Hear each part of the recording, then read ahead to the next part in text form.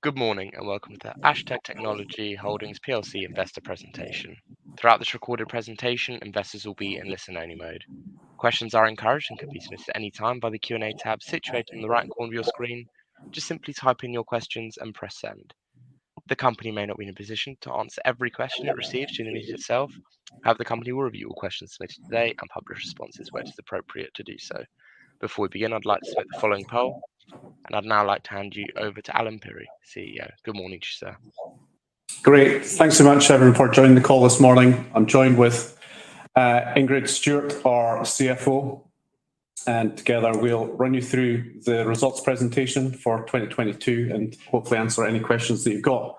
Firstly, it's a really exciting time for the business. There's a great opportunity to capitalise on a very positive market backdrop here, and we've got a leading position and really well pleased to do that. But before we get into that, in terms of last year, we had strong revenue growth across all our markets. Headline growth 31%, 24% of that was organic. We grew our renewables revenue by 22%, and we also grew oil and gas revenue by 35%. There was a favourable movement in FX, predominantly around US dollar, which added 5.5%, and we had a small uplift from the acquisitions that we did later on in the year. Through the course of 22, we also increased utilisation, we improved pricing, and that drove a positive movement in gross margin.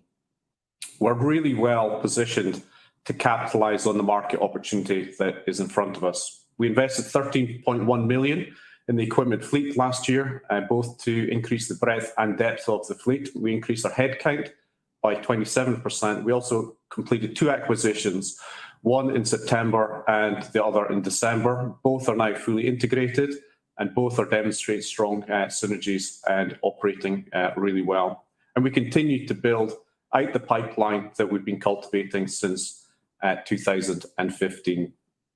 In terms of what we're seeing in the end market, we're continuing to see a strengthening in structural tailwinds and a continued positive outlook. Through 2022, there was the emergence of the energy trilemma, a focus on security, affordability, and sustainability of energy. And all of these trends are favourable to our business. We saw more than a 50% increase in quote volume through the course of last year, and that has continued into 2023 year to date. With a combination of what we're seeing in the market, the strength of trading through the first quarter, we have increased guidance materially for the remainder of this year. So, as I said in the opening remarks, we believe we're really well placed to capitalise on the market opportunity that is in front of us. A number of factors play into that. The first one being that we've been doing what we do for 38 years. We've got the experience and expertise to do what is required. We've got the biggest independent fleet in the marketplace. We've got over 19,000 items within our fleet. We've got a really strong quality team of folks in our business, 260, and continue to grow. We can support our customers' operations globally from our 10 locations around the world, which we continue to expand out, both organically and through M&A. The 7 acquisitions that we've done over the last 5 years has built a market-leading capability in both subsea electronics and mechanical solutions. We've got really strong growth in both renewables and in oil and gas. The 3 service lines that we've got are really tuned for further growth, both organically and through M&A. We continue to invest in our fleet, and most importantly, we continue to deliver for our customers. So in summary, we know what we need to do, our strategy is clear, and the team is very much focused on executing the plan. I'll now turn over the floor to Ingrid, who will talk us through some financials. Thanks, Alan. I'm very pleased to deliver an excellent financial performance in 2022. The growth that we demonstrated in the first half of the year continued through H2, resulted in overall revenue growth of 31%. The strong profit performance delivered EBITDA growth of 47% and a margin of 27.5%. That was due to increased revenues from our rental fleet. We maintained leverage at 1x, despite drawing on our facility to fund the 2 acquisitions that we completed at the back end of last year. On a pro forma basis, our leverage is 0.8x. Those strong results delivered an earnings per share of 19.6p, a growth of 48% on the prior year. The one disappointment of the year was our TRIR, our total recordable incident rate. We had one incident, one recordable during the year, which increased that to 0.48, but that did not result in any lost time.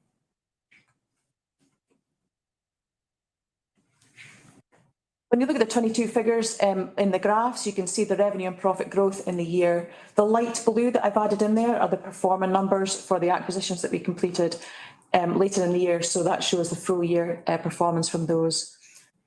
On a pro forma basis, we delivered 80.9 million of revenue, 34.4 million of EBITDA and 25.1 million of EBITDA. So in terms of growth for this year, those are the base numbers for 22 to look on. From a P&L perspective, as we said, revenues increased by 31%. We saw growth across all of our geographic markets, and that was driven by higher demand, both in offshore renewables and offshore oil and gas. Our offshore renewables business grew by 22%, and oil and gas saw a strong bounce back at 35% growth. When you split the 31% down, 24% came from organic growth. We had a good performance as a result of favourable FX, predominantly on the US dollar, that contributed to just over 5% of the increase. And then the balance was up from the reported revenue from the acquisitions that we did. Overhead has increased by 39% year on year. This is our first full year trading as a PLC. So we have some costs that have been added into the business as a result of being a listed company. We've also continued to invest in our employees, increasing our employee base from 204 to 260 during the year. And we also reintroduced the bonus scheme. There's more details on, there is a slide later in the pack which you can look at, which shows some of the reason for the increase in overhead. But in terms of going forward again, that's a good base to base the numbers on. From a cash flow perspective, we continue to deliver strong cash flow in the year. Our operating cash flow is slightly higher than expected due to working capital.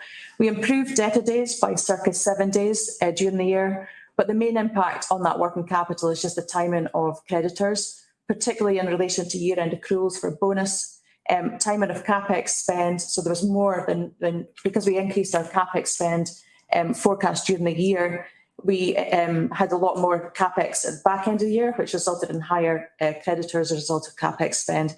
And there was also some final payments on the HireTech acquisition that were outstanding at the end of December, which increased our accruals. From a balance sheet perspective, the main movements in the year, we increased the rental fleet NBV due to the CapEx and the acquisitions that we did during the year. We also increased our intangible and goodwill balances as a result of the 2 acquisitions.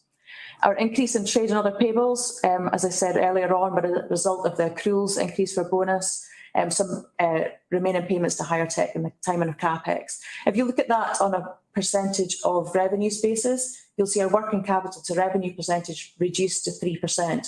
But if you normalise for these things, we would see a 10% of revenues being more normal working capital level. So in terms of going forward this year, we do expect a slight decrease in cash flow as a result of the unwinding of that working capital. From a capital allocation perspective, as I said earlier, we maintained our leverage at 1x. But in terms of looking to the future, we have recently increased our banking facility from 60 million to 100 million pounds. We've added ABN and Citi to the group of banks, and that's about building relationships for the future and building a banking group that can support us for the long term.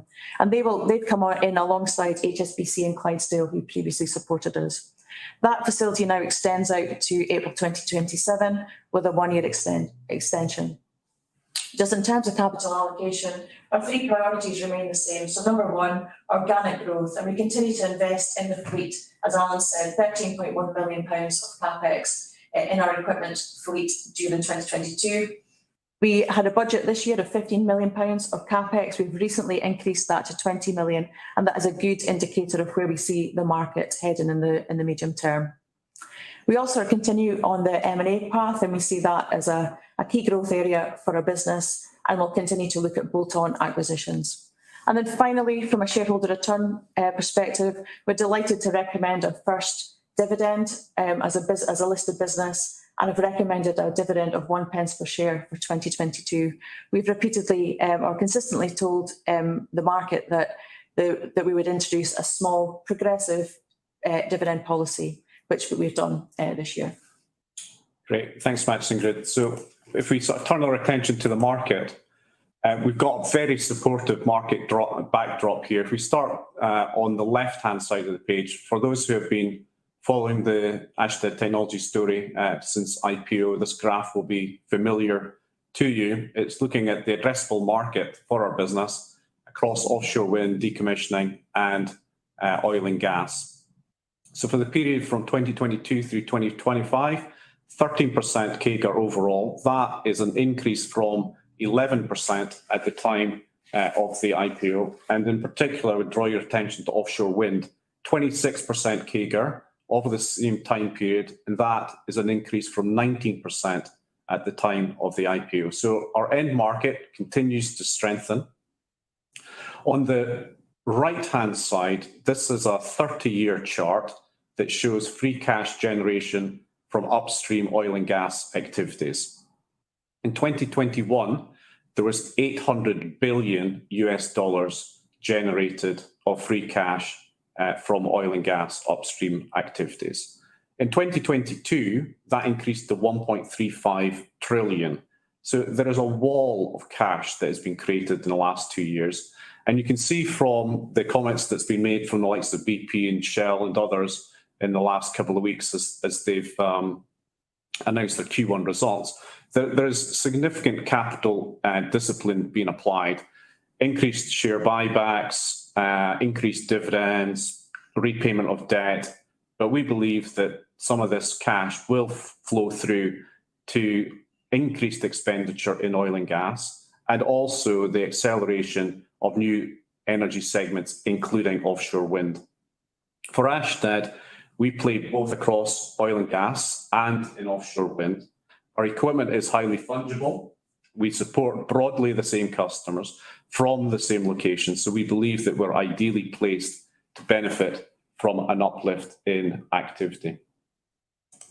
Looking at our customers, sometimes it's really difficult in any business to take a view from macro to what actually happens at a operating level. But one of the key indicators for the revenue expectations of ASHTEAD technology is looking at the backlog of our customers. We are not a backlog business, but our customers do have a backlog business. And there can sometimes be significant time lags between signing contracts and starting offshore operations because of the need to do project engineering, procurement and the like before they go offshore, at which point we get involved. If we take 7 customers of ASHTEAD who represent a significant amount of revenue for us, so it's a good representation of the end market, their backlog increased by 66% in the period 2020 to 2022. If we split that group between those who work across both oil and gas and offshore wind, being the first 5 in the legend, they increased backlog by 52%. DEME and Prysmian, who are wind specialists, increased their backlog by 174% over the same time period. But if you look at the voice of the customer on the right-hand side of the slide, and just pick down through the words, this all came, or all these sentences came from 2022 results presentations. Record results for Prysmian, record high order book for DEME, multi-year growth cycle being pointed to by Technip, Fugro point to offshore wind developments gearing up, renewed interest in gas, Subsea 7 pointed to highest order intake since 2013. Pricing power has returned to the sector. Boskalis, order books increased to an all-time high. Saipem backlog continues shifting towards offshore. The theme here is one of a buoyant market that's very much tightening and underpins our confidence in both this year, but more importantly in 24, 25 and beyond. What we're actually seeing in our business is a step up in tendering activity. So again, if we start on the left-hand side of the slide and move right, the volume of quotes by value increased by more than 50% during 2022. And that trend has continued again in 2023 through Q1, which would traditionally be our quietest quarter due to seasonality. What we're seeing from a cost utilisation perspective is an increase of 1% through the course of last year. Projects are running for longer. Project duration extended by 6% last year from 47 days to 50 days. And if we look at quote duration this year so far, it has increased by 26%, from 27 days to 34 days. Customers are holding on to equipment that is certainly good from a cost utilisation perspective. And that's what leads into pricing. The market is tightening. We have been able to increase pricing both through 21 and 22. The numbers on this slide are point-to-point pricing. So, the real view is that we increased pricing by 8% in both of the last 2 years, albeit they were in different market conditions than we see currently. We continue to take a price leadership position and are making favourable movement in that direction year to date. We've got a significant amount of data in this business, and we're using that to maximum effect. We use the data that we've got to manage our fleet to maximise return, and we also use the data to manage and track pricing and concessions on a daily basis. With the market backdrop that we see, we continue to position the business for further growth. We increased headcount by 27% last year to 260 at year end, and we continue to do so through the course of this year so far. We've increased the bench strength of our senior team through 3 internal promotions and 3 external hires during the course of last year. And you can see from the logos on the bottom of the page, all of these guys have either come from competitors or, more importantly, from customers. So they've all got depth of experience in the market from competition or customer perspective. We invested 13.1 million in our fleet last year. We started this year with a capex budget of 15 million, of which something like 13 million has been committed year to date. And we've increased that to 20 million now, given the market outlook that we've got. From an M&A perspective, we continue to progress the M&A strategy that we developed in 2015. The strategy is very straightforward. It's very simple. It's to consolidate a highly fragmented market, to expand the business both geographically and through the products and services that we can provide, and also expand further into offshore wind.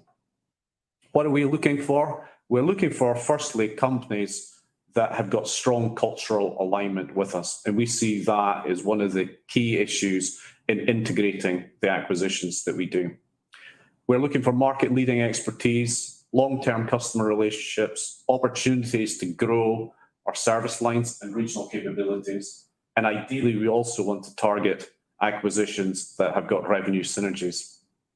Turning to the right-hand side of the page, this is a sort of graphic that shows where we believe the opportunities are, both geographically and through the 3 service lines that we've got and the 2 end markets. We believe that there are opportunities across all of these segments, but it's no surprise that the 2 acquisitions that we did last year are in the mechanical solutions space. That is a highly fragmented space that is ripe for consolidation. Turning to the last acquisition that we did, which was HireTech. This was an owner-managed business established in 2011. 80% of the revenues was coming from rental equipment, of which 70% or 70% of the revenues were coming from decommissioning and renewables. It's a business that we knew well because they were one of our key suppliers. So the teams knew each other, which made integration, very straightforward. What attracted us to this business? It was highly complementary to the cutting and dredging business, UCS, that we bought in September 2019. And it was an obvious next step in the development of the group. At the time of the acquisition, we completed in December last year. At October, on a trailing 12-month basis, EBITDA was 4.1 million. So we paid £20 million for this business, representing an EBITDA multiple of 4.9 times. And that is very much in line with what we've been paying previously. Our average multiple that we paid over the 7 deals is 5 times. Pleasingly, by the time we got to March 23, EBITDA for this business on a trailing 12-month basis had increased to 5.7 million, or a 39% increase.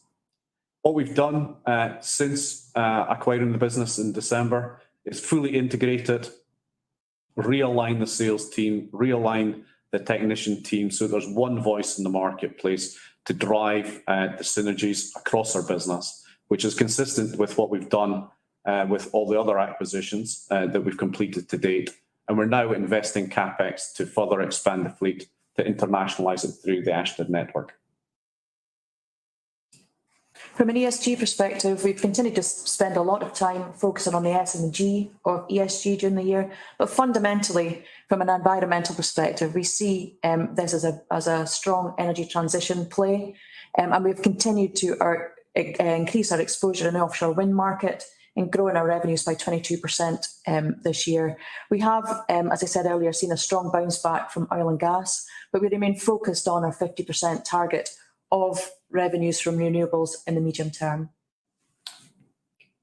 And finally, just in summary, we have got significant positive momentum in this business. We've got a really strong market outlook. We've got a leading position in what we do. We have traded strongly through the first 3 months of this year. Activity levels continue to increase. We're getting positive momentum in both utilisation and pricing.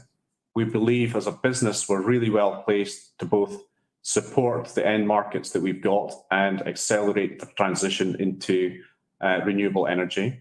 The refinancing that we completed last month provides additional firepower to continue growing the business both organically and through M&A. And we remain confident in progressing the M&A strategy through the course of this year and beyond. So rolling all that up together, the board expects outturn for the year to be materially ahead of its previous expectations. Turning to the questions that's been submitted to date, and if you've got a question, please just submit it. First one, how will the move away from fossil fuels affect ASHTEAD technology, and what are you doing to accelerate that move? I think our first point on that is the world needs energy and it needs to come from all sources. But as a business, we believe we're really well placed to benefit both from the uplift in oil and gas activity and from renewables. Last year, renewables made up 31% of our revenue. If you go back to 2016, that was 0. And through that period, we've also deliberately invested in decommissioning businesses to focus not only in the inspection, maintenance, repair aspect of oil and gas, but also at the end of life of oil and gas in terms of decommissioning. So we believe we're really well placed to benefit from the movements in the market that we see. There's a question around the market forecasts for the current year. We haven't as yet updated the consensus on our website. We're waiting for one further analyst to produce their numbers, but we will do that over the weekend. So by Monday, if you look on our investor page, you'll find the market forecast for the current year. There's a number of questions around fleet and the depreciation policies, life of the fleet. So our depreciation policy is 4 to 8 years. The majority of our equipment's depreciated over 7 years. That is fairly well industry standard. During the year, we spend around sort of £6 million on maintaining the fleet that goes through the P&L. In addition to that, we would say that around £5 to £6 million of the capex that we spend annually is in replacement capex. In terms of the life of the fleet, some of the fleet can survive or still continue to generate revenue beyond the 7 years, particularly if it's well maintained. So that maintenance spend that we spend during the 7 years and beyond can allow us to continue to generate some revenues beyond that. And I think one of the questions was, do we see that as being sustainable? And absolutely, we do see that as being sustainable. Part of the question, just building on the comments that's been made by Ingrid, is what level of capex is required to maintain and grow the business going forward? Do you want to? Yeah, so if we look at our capex spend, last year 13.1 million in our fleet. This year we've just increased our capex to 20 million. Of that, broadly 18 million plus will be spent in our fleet. We would say about £5 to £6 million of that is replacement capex, and the balance is for growth. There's a question around the percentage of revenue split between oil and gas and renewables. So last year, 31% of our revenue came from renewables and the balance from oil and gas. And the second part of the question is regarding the percentage of our oil and gas revenues that come from decommissioning. That's broadly 15%. It's a question around leverage ratio. So we have a 3 times leverage ratio on new debt package. Just a reiteration on what our target leverage is. It does remain the 1 to 2 times. That 3 times just gives us a bit extra headroom in the event we ever need it. But in terms of any other covenants, the only other covenant is an interest covenant of 4 to 1. There's no asset base or springing covenant involved. So next question, who are your competitors and how is ASHTEAD delivering relative to them? Across the 3 service lines, we've got different competitors. So in survey and robotics, we've got 3 main competitors, all private equity backed, ASHTEAD, Unique and STR. In mechanical solutions, the market is very fragmented. So we've got different competitors in terms of dredging, in terms of cutting, ROV tooling, and in asset integrity, there's nobody really doing what we do. Our biggest competitor is actually our customer because they own significant fleets of equipment. But one of the challenges that they have is around maintaining and operating that fleet. The easy thing to do in our business is to buy equipment. The much harder thing to do is to make sure that you've got the people, the processes and the systems to manage that equipment, to put it in the right place at the right time, in the right configuration. And we believe, we've got, through the combination of the biggest independent fleet in the market, the quality of our team, the systems, the processes, the data that we've got in the business, and the relationships that we've got with the customer gives us a leading position in everything that we do. I think that is it. Currently on the questions, I don't know if there's any more to come. No, Alan, Ingrid, thank you very much. I think you actually managed to address every single question from investors. And of course, the company will review all the questions submitted today and will publish those responses on the Investor Meet Company platform. But just before redirecting investors to provide you with their feedback, which I know is particularly important to you both, Alan, could I just ask you for a few closing comments? Yes, thanks everyone for joining the call today. I think the one thing that we would emphasize is the great market opportunity that we've got in front of us, that hopefully you'll have picked up through the presentation. There is a strong growth runway in front of us. We believe that we've got a market leading position. We're doing the right things. Our strategy is clear, and the focus is on executing the plan. Our performance since we came to market in 2021, has been strong, and we believe that we've got the momentum, the market conditions, and the plan to continue on that growth journey in the months and years ahead. So thank you very much for following the ASHTEAD technology story. Alan, Ingrid, thank you once again for updating investors today. Could I please ask investors not to close the session, as you'll now be automatically redirected to provide your feedback in order that the management team can better understand your views and expectations. This will only take a few moments to complete, but I'm sure will be greatly valued by the company. On behalf of the management team of ASHTEAD Technology Holdings PLC, we'd like to thank you for attending today's presentation, and good afternoon to you all.